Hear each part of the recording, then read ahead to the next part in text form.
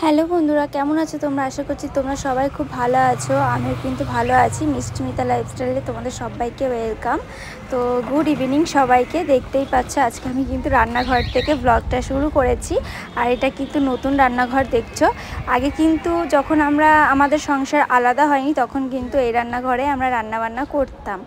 আর তোমরা তো দেখেছোই যে আমার রুমের ভিতর কিন্তু সব কিছু, পায়খানা, বাথরুম থেকে রান্নাঘর সব কিছু রয়েছে। এর জন্য এই রান্নাঘরে আসা হতো না। এই রান্নাঘরটা আমার ননদ ব্যবহার করতো। তো এখন তো তোমাদের বলা হয়েছে যে বাবুদের জন্য কিন্তু আমার রান্নাঘর এখন এখানে করতে হয়েছে। আমি কিন্তু এখন আর ঘরে রান্না করি না। বাবুরা পেটে আসার পর তো আমি ছিলাম বাপের বাড়িতে, এর জন্য কিন্তু তেমন রান্নাবান্নাও করতে হতো না। তো যাই হোক, দেখতেই পাচ্ছ এই রান্নাঘরটা কিন্তু এখনও গুছানো হয়নি, কারণ মা চাইছে যে আমি গুছাবো আর কোথায় কি রাখবো সেটা আমারই ভালো হবে, যেহেতু আমি এখন রান্নাঘরটা ইউজ করব। এবার আপাতত আমি তো এখন রান্নাঘরে সেইভাবে যেতেও পাচ্ছি না। দুই মাই কিন্তু আসা যাওয়া করছে রান্নাঘরে। তো আজকে দেখো আমি কিন্তু ভাত বসাচ্ছি। মা শুধু বলেছে হলো কি ভাত বসাতে, কারণ আমার মা তরকারি পাঠাবে। তা আমি আমার শাশুড়ি মাকে বলেছিলাম যে মা তুমি ভাতটা শুধু বসিয়ে দিও, আর কিছু করতে হবে না। তো মার শরীরটাই গরমে ভালো লাগছে না বলে মা কিন্তু আজকে শুয়ে পড়েছে। এর জন্য আমি কি করলাম, উঠে কিন্তু রান্না বসিয়ে দিচ্ছি। সিদ্ধ ভাতই করব, যেহেতু দুপুরের তরকারি কিছুটা রয়েছে। আর আমার শাশুড়ি মা নিরামিষ খায়, তার জন্য কিন্তু ওনার জন্য আমি একটু ভেন্ডি সিদ্ধ আর হলো গিয়ে লাল আলু সিদ্ধ দিয়ে দিচ্ছি। আর আমার মা পাঠাবে হলো গিয়ে একটু মাংস পাঠাবে, তো এটা দিয়ে আমরা খাবো। তো দেখতে পাচ্ছ বসিয়ে দিয়েছি। ক্যামেরা কোথায় কি রাখবো বুঝতেও পারছি না। তো ওই যে ওই ঘরে আমার শাশুড়িমা ঘুমোচ্ছে, আর আমি দুই বাবুকে ওই ঘরে রেখে এসেছি। আর আজকে আমি ব্যালকনিতে এসে ভয়েস দিচ্ছি, হয়তো একটু অসুবিধা হবে, গাড়ির আওয়াজ পাবে। তো দেখছো এই যে পর্দাটা, এই পর্দাটা টানানো হয়েছে দুপুরবেলা, যেহেতু পশ্চিমে রোদটা প্রচণ্ড, ঘরে তাপ ঢোকে, এর জন্য। আর ফ্রিজটা কিন্তু আজকে বা কালকে আমরা বার করে দেব, কারণ তোমার দাদাভাই টাইমই পাচ্ছে না, কারণ ওদের তো সামলাতে হয়, আর আমি তো একা পারি না। যখন একসাথে ওঠে তখনই আমাদের খুব সমস্যা হয়ে যায়। তো আমি দুজনকে কিন্তু মায়ের কাছে রেখে এসেছি, আর আমি এখন খাটটা গুছিয়ে নেব। আর দেখতে পাচ্ছ এই যে প্যাম্পাসটা, এটা কিন্তু আমার দিদি দিয়েছে, ওর মাসিমণি দিয়ে গেছে। আজকে আমার দিদি, জামাইবাবু, তারপরে আমার এক মাসি, তারপরে হলো গিয়ে আমার মাইমা, তালই মশাই, ওনারাও এসেছিলেন আমার দুই বাবুকে দেখতে। তো দেখো দিদি, ওটা ছোটো প্যাকেটটা আমাদের ঘরে আনা ছিল, তাই দেখালাম। আর এই যে দেখতে পাচ্ছ এই জামাগুলো কিন্তু আমার মাইমা দিয়ে গেছে দুই পুচকুকে, ওদের কাছে দেখে গেছে, বেশ সুন্দর হয়েছে। গরমে এই ফিতে আলাই ঠিক আছে, আর যেহেতু ওরা ছোট, এ কারণে এই ফিতে আলা জামাগুলোই ঠিকঠাক। আর এই হলুদ প্যাকেটটা দেখো, এই যে তোমাদের বললাম যে আমার এক মাসি আর এক দিদি এসেছিলো, সে কিন্তু এই জামা প্যান্টগুলো দিয়ে গেছে। আর দেখো বাবুরা কিন্তু সব ছেলেদের জামা কাপড় পেয়েছে, আর ওরা কিন্তু এগুলো পেয়েছে মেয়েদের। তো বলছে সবাই ছেলেদের দিয়েছে, আর যেহেতু ওরা ছোটো এই কারণে মেয়েদেরটা পরাবি, তার জন্য দিয়ে গেছে। কিন্তু এইগুলো এতটাই বড়, ওরা কিন্তু অনেকটা বড় হলে তবেই পরাতে পারবো, দেখেই বুঝতে পারছো অনেক বড়। 1 বছর বয়স হলে তবেই পরতে পারবে। তারপর দেখো আমার মাইমা কিন্তু আমার জন্য একটা চিড়ে ভাজাও নিয়ে এসছে, আর একটা বিস্কিটের প্যাকেটও নিয়ে এসছে। ফল আনিনি, কারণ ভেবেছিল আমার সিজার হয়েছে, যেহেতু অপারেশন হয়েছে, আমি ফল খেতে পারবো কি না, পেটে যদি যায় কোনো ফলের জন্য কিন্তু আনেনি। তাও আমি বলেছি এসব কোনো দরকারই ছিল না, আমার দুই বাবুকে দেখে গেছে, এটাতেই আমি অনেক খুশি হয়েছি।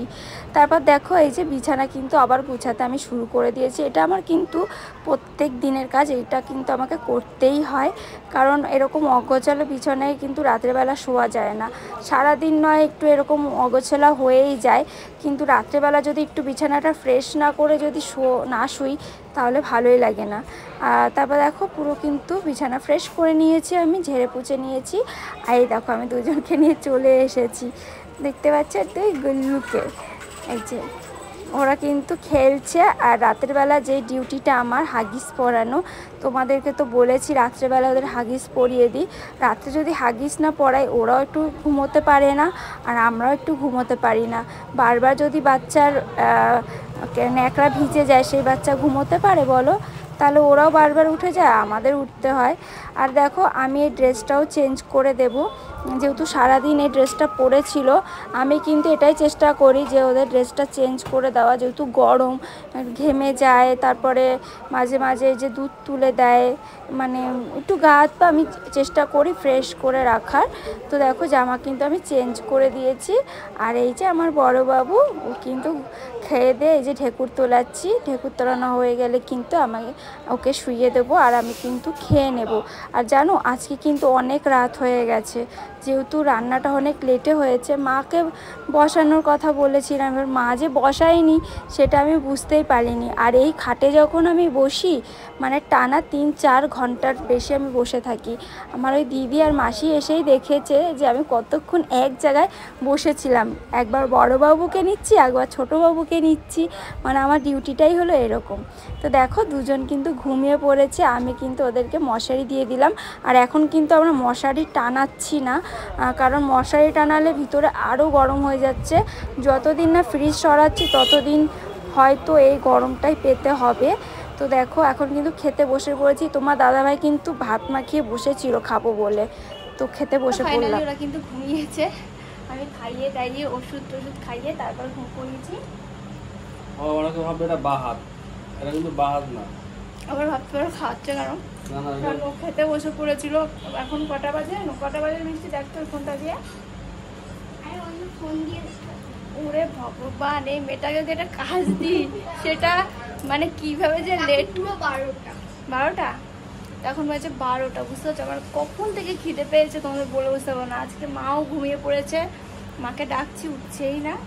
ওদের একটু ধরলে হয়তো তাড়াতাড়ি খাওয়া হয়ে যেত। তারপর দেখলেই তো বিছানাটার অবস্থা খুব বাজে ছিল। তো যাই হোক এখন খেয়ে নিচ্ছি। আর আজকে রান্না হয়নি, শুধু ভাত করেছি। আর তো দেখলে ভেন্ডি সিদ্ধ আর হলো মিষ্টি আলু সিদ্ধ দিয়েছি। আর হলো গিয়ে আমার বাপের বাড়ি থেকে আজকে পাঠিয়েছে একটু মাংস, আর হলো গিয়ে এটা হলো লাউ, একটা মুগ ডাল দিয়ে একটা কি ছেঁচকি টাইপ, তো এটা বানিয়েছে, তো ওটা পাঠিয়েছে মা, এটাই খাচ্ছি।